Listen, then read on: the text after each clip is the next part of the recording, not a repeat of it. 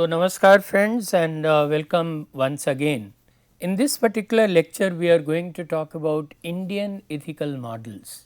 Friends, all of us know that ethics is integral to our professional integrity and life, and we are always expected to behave ethically.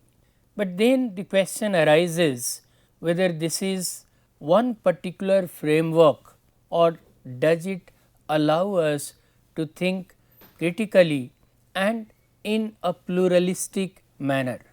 When we talk about Indian knowledge system is based on so many discursive practices, and we have always seen that to arrive at a conclusion we follow so many different paths, and still we believe that there is no finality of arrival. So, in this particular lecture I am going to talk about the Indian ethical models, and why I call them models is that it is not one unified model or universal model that the Indian knowledge system provides. Rather, it is richly layered and interconnected. So, there is one ethical model that is provided by Gita, Bhagavad Gita, another one by Upanishads, and a third one by Arthashastra.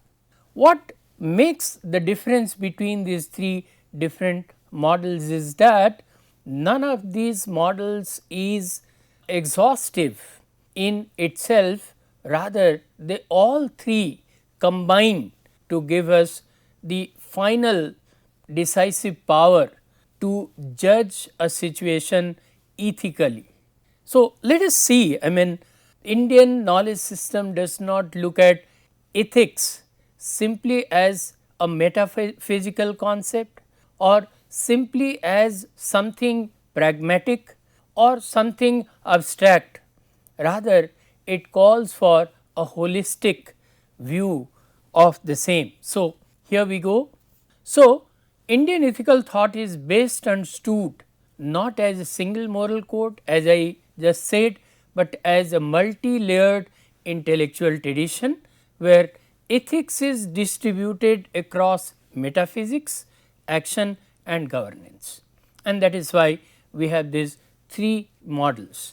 The Bhagavad Gita, the Upanishads and Kautilya's Arthashastra, they represent three distinct yet interconnected ethical orientations.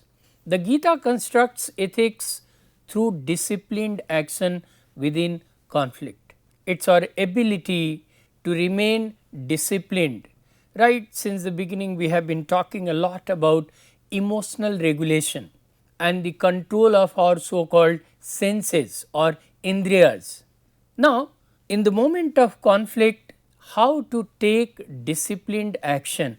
Now, this is also part of ethics, and this is brought to us in unequivocal terms through the Bhagavad Gita, the utterance of Lord Krishna himself. The Upanishads, they locate ethics in the realization of ontological unity. So, when we look at ethics, ethics is not solitary or unitary. It is a unified system in which we have to look at the reality of a situation, truth, reality and understanding of the context. So, everything has to be taken into consideration before arriving at an ethical decision or ethical response. Whereas, the Arthashastra by Kautilya frames ethics through pragmatic demands of political order. So, in Arthashastra, Kautilya throughout talks about ethics in our practical life, and obviously this understanding of ethics is different from its metaphysical understanding or understanding in disciplined action.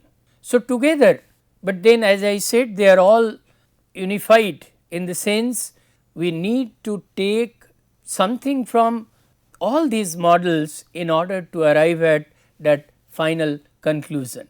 So, that is why we can say that together they form a triadic ethical imagination where morality is not fixed, but situational, reflective and structurally embedded in life itself. So, this framework is particularly relevant today as contemporary ethical crises emerge from fragmentation between personal intention, institutional logic and ecological responsibility. So, we are faced with such situations where our personal intention says one thing, institutional logic means something else, and there is a greater demand for ecological responsibility.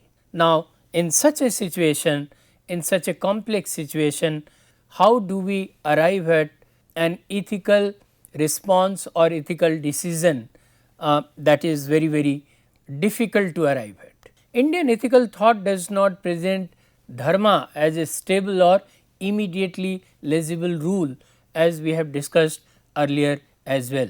Dharma is also contextual. So, what may be termed as dharma in one context might turn out to be adharma in another context. So, it calls for our better situational awareness, contextual awareness in order to really understand and implement our own thoughts. So, Indian ethical thought does not present dharma as a stable or immediately legible rule, but as something that emerges through structured moral conflict and deliberation.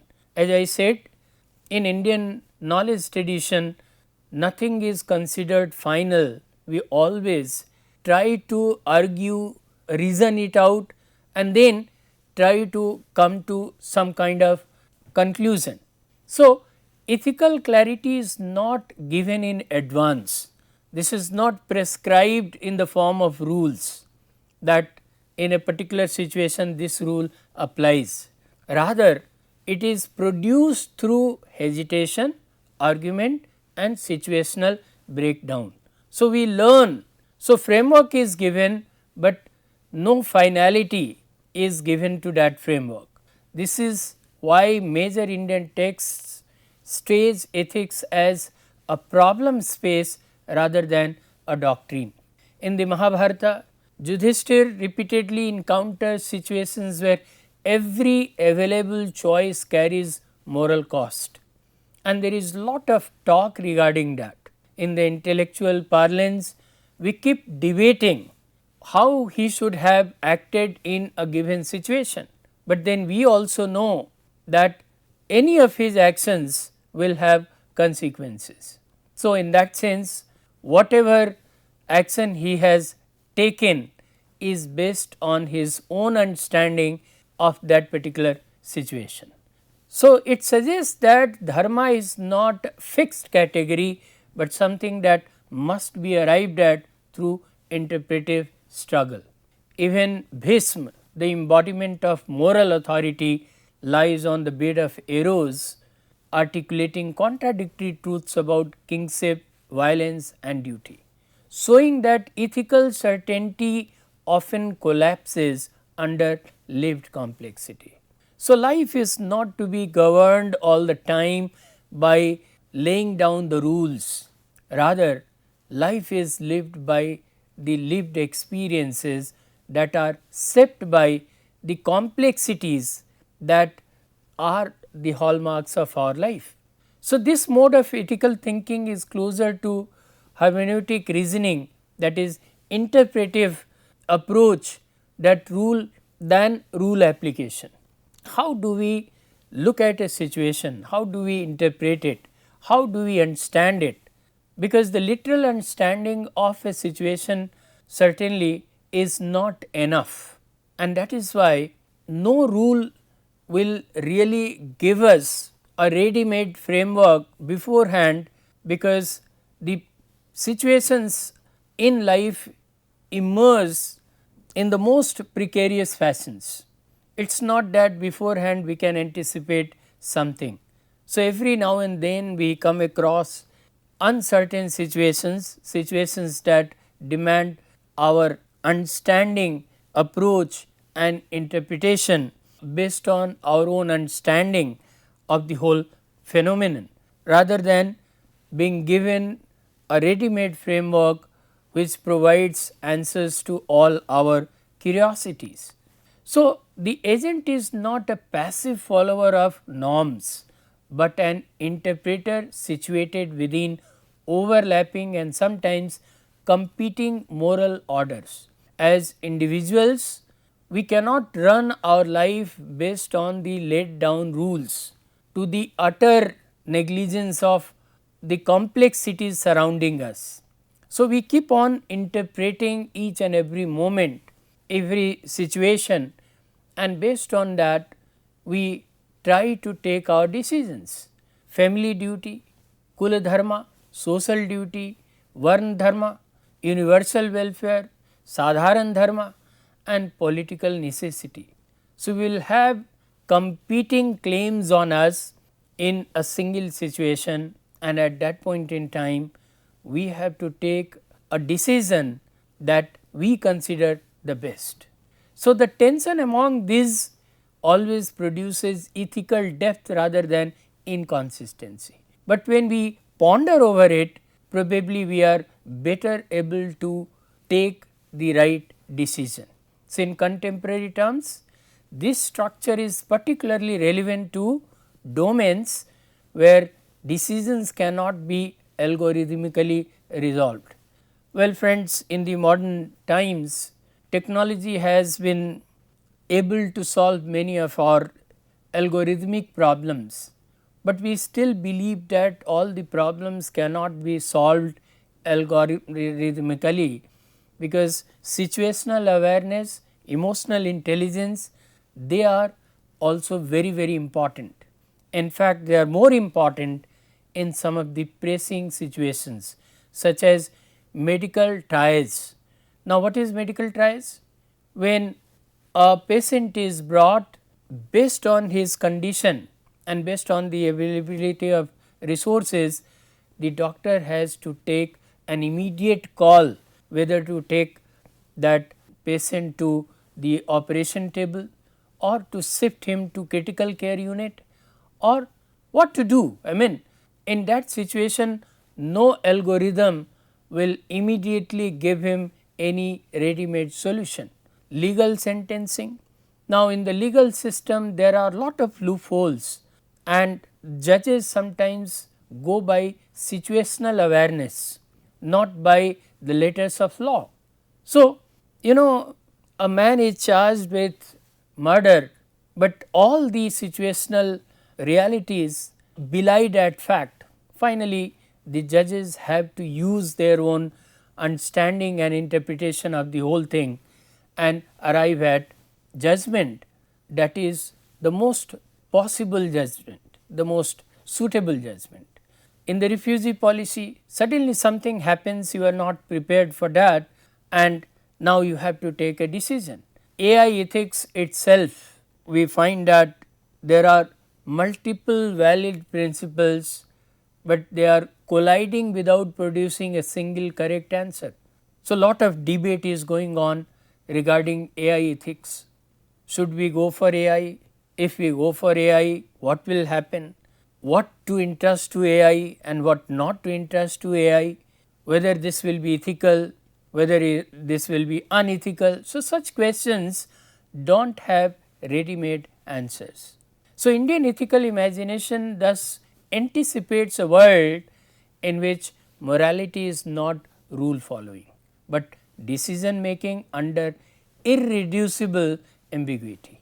So, ethics in Indian knowledge system provides you that strength of character and understanding, the holistic understanding of a given situation where you are enabled to take the most appropriate decision, not based on rules, but based on your own interpretation and situational awareness. So, responsibility lies not in certainty, but in the quality of judgment exercised within uncertainty. Life will throw you such uncertainties every now and then. How you fare in such challenging situations will determine your character and your ethical depth. So, beyond the well known doctrine of detached action, niskam karma, the Gita develops a deeper idea of ethical becoming through svabhāva, that is inherent disposition. Krishna states, Shreyan swadharmo vigunah pardharmat swanushthitat swadharme nidhanam shreyah paradharmo bhayavaha. Ethical life is not universal imitation, but contextual authenticity. Many a time, friends, we believe that since everybody is following a particular path, we should also follow that, fine, but then it is not about that. It is not about universal imitation, rather it is about contextual authenticity.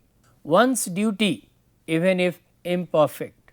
So, if America, Israel, Iran, Russia, Ukraine, they have gone to war, Pakistan and Afghanistan have also gone to war, does that mean as a universal rule all of us, our country should also join them?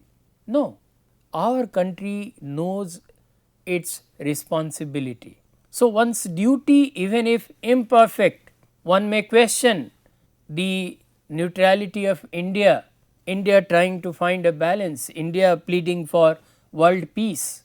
People might find it difficult and diffident, but one's duty, even if imperfect, is superior to another's role well performed. So, ethics here is not abstract universality, but existential placement.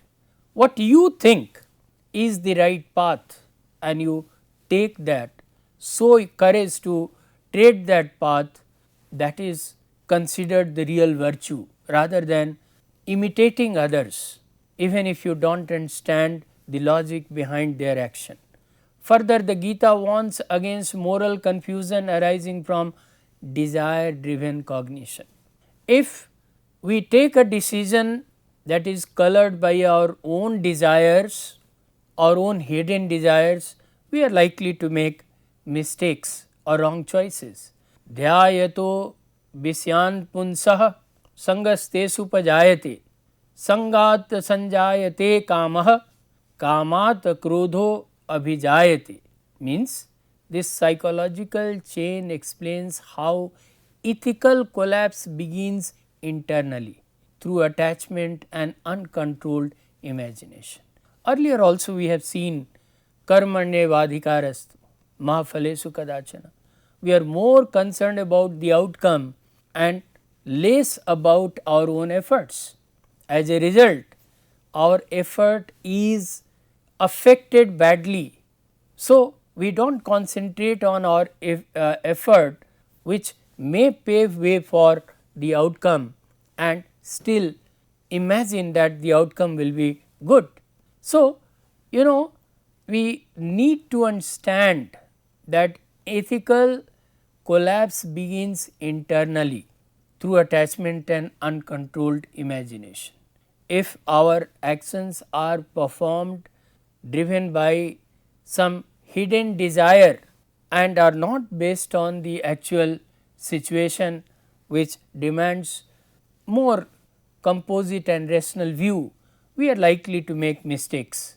In contemporary terms, this model explains addiction economies, attention capitalism and decision fatigue in digital environments where desire structures cognition long before action occurs.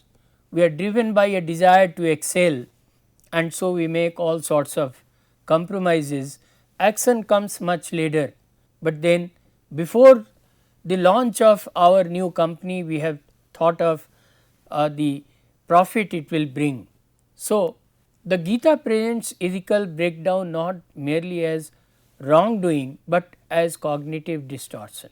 When desire governs perception, judgment becomes fragmented. So, Krishna says that the judgment that is prompted by your own personal desire obviously is not based on fact, and so is likely to have negative effect on others. Tasmad yastendriyanya adau nyamya bhartarsabha papmanam prajahi hanam gyan vigyan nasanam. That means, uncontrolled senses are identified as destroyers of knowledge itself. Ethics therefore is not only behavioral regulation, but cognitive discipline as well. It is not about externally showing that you are law abiding, it is about having inner discipline, cognitive discipline. Whether there is a rule or not, you still follow that because it comes from within. You are not doing it because of the fear of punishment. So, this shifts ethics into the domain of psychology and attention management. Modern parallels include algorithmic manipulation of desire, impulsive consumption of patterns, erosion of deliberative reasoning. So, what Gita anticipates is the theory of ethical cognition, where freedom depends on internal regulation rather than external rule enforcement. So, ethics should not only be shown in your external action, rather it should be part of your very existence. You should think ethically and behave ethically. Just behaving ethically without having ethical considerations embedded in your psyche will be just show off and nothing else. Upanishads, they develop ethics through the concept of completeness rather than obligation. You must think that ethics is something that does not have to be treated as obligation, rather ethics is what makes you complete. In the Isa Upanishad, we have this Purnamadaha Purnamidam Purnat Purnam Uddachyate Purnasya Purnamadaya Purnameva Vasishyate. This vision of wholeness suggests that ethical desire arises from perceived lack and liberation arises from recognition of fullness. Ethics is therefore not corrective but revelatory. Ethics does not intend to correct you, rather it reveals you the secrets of life. Another key insight appears in Chandogya Upanishad, which says yatra nanyat pasyati nanya srinoti nanyad vijanati sabhuma. That means, in the infinite one sees nothing else, hears nothing else, knows nothing else. So, ethics here dissolves duality itself, harm becomes impossible at the level of realization. Let us continue this. Upanishad also emphasizes ethical awareness through disciplined silence and introspection. The Katha Upanishad states, Uttishtat Jagrat Prapya Varani Bodhat, arise, awake and learn by approaching the wise. So, how we cultivate this ethical awareness in ourselves? This is not merely motivational, but epistemic ethics. Knowledge requires awakening from perpetual illusion. This process is gradual, but then this process is never ending.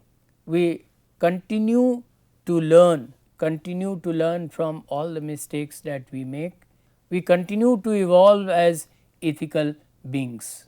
Another dimension appears in the Brihadaranyaka Upanishad, neti neti, not this, not this. Ethical understanding is achieved through negation of false identification.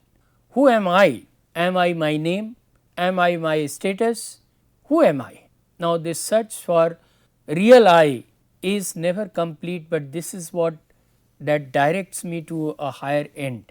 Now, coming to the philosophical aspect of ethics and the action aspect of ethics, we come to ethics in administration as detailed in Arthashastra.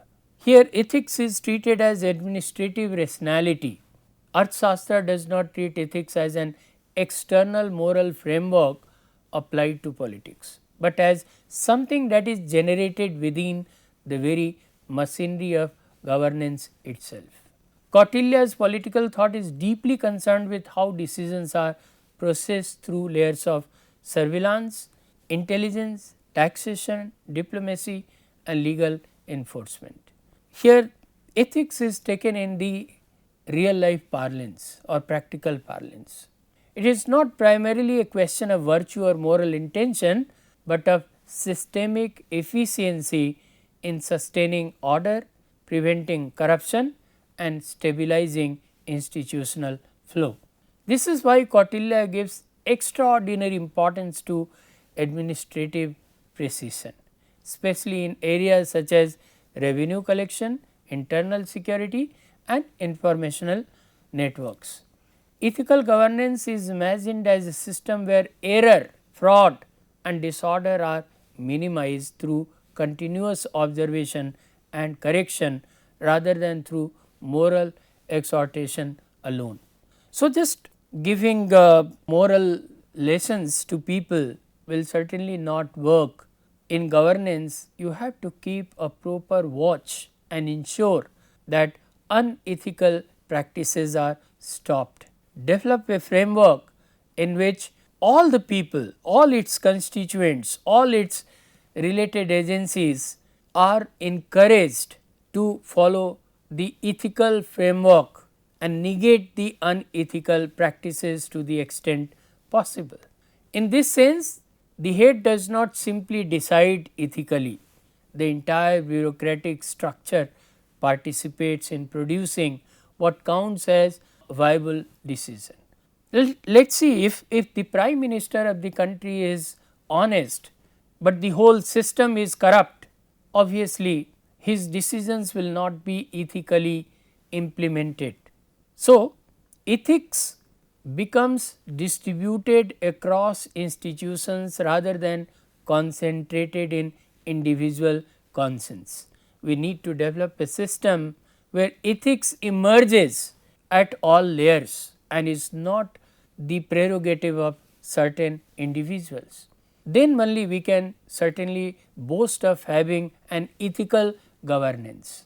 Seen critically, this shifts ethical concern from moral purity to institutional reliability. A system in which governance must function even when individual actors are self-interested or unreliable.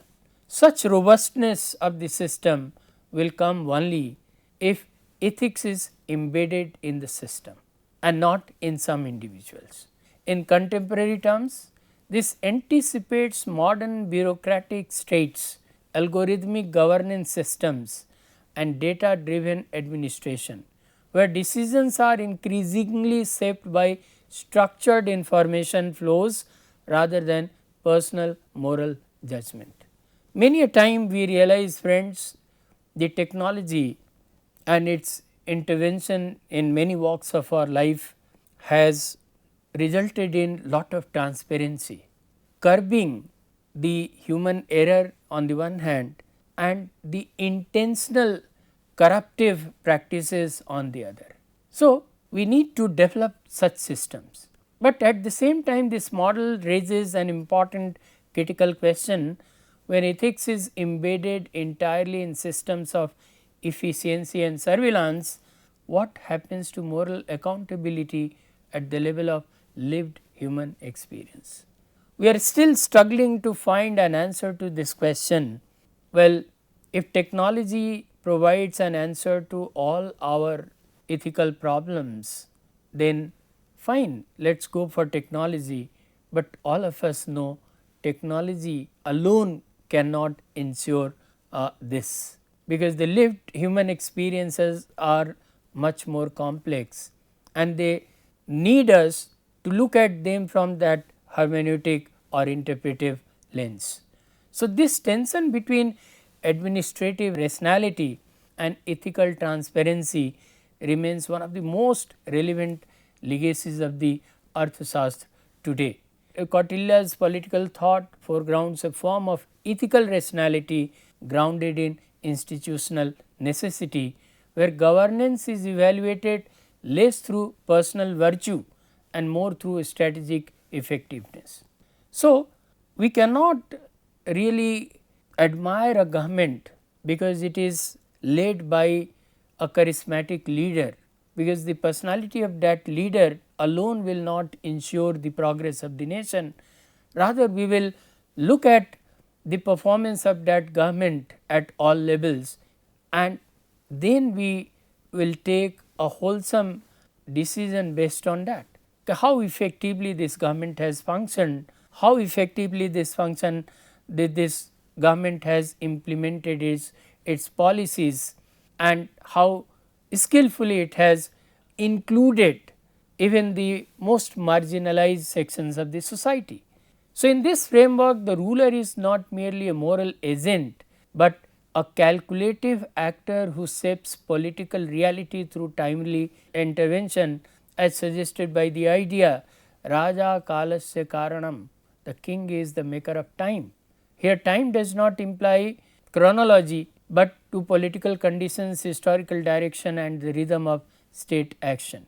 So, the decisions that the heads of the state will take, they will certainly have a long lasting impact, and that is why if their decisions are based on ethical considerations rather than any kind of vested interest, obviously they will have a more sustainable impact.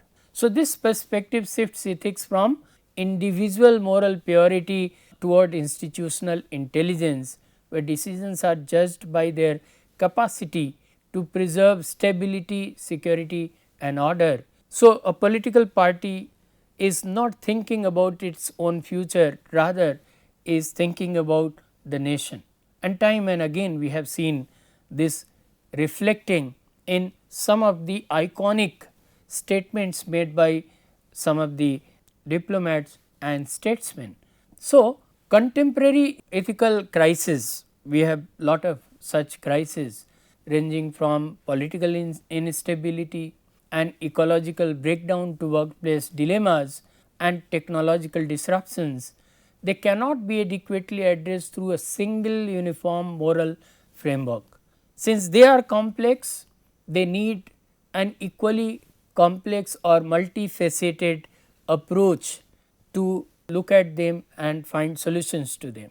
So, Indian intellectual traditions, instead of offering a model of ethical plurality where different texts and perspectives function as complementary modes of understanding rather than competing systems, are very important. They do not look at it as one of problem to be solved using one paradigm. So, Bhagavad Gita provides an inward discipline for decision making under pressure, emphasizing clarity, equanimity and responsibility in action. Upanishadic tradition offers a broader metaphysical vision that situates ethical life within a sense of interconnectedness, encouraging ecological sensitivity and existential awareness. In contrast, Kautilya's Arthashastra introduces structural and strategic intelligence necessary for governance, institutions and political realism. So, in contemporary application, my dear friends, these dimensions converge into a layered ethical sensibility. Leadership demands the emotional and cognitive balance suggested in the Gita. Ecological responsibility requires the Upanishadic recognition of underlying unity between beings and nature, and political decision making necessitates the pragmatic clarity of Arthashastric reasoning. So, these three cult texts in Indian knowledge system provide us a very broad dimension of understanding ethics and putting it in the right perspective. So, the strength of this tradition lies not in producing a single coherent doctrine, but in enabling ethical navigation across multiple domains of life.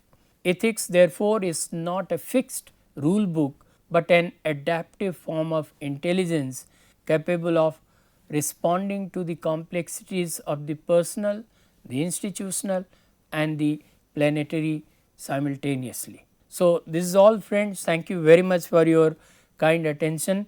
Do join me for the next class, in which we again talk about some more aspects of soft skills.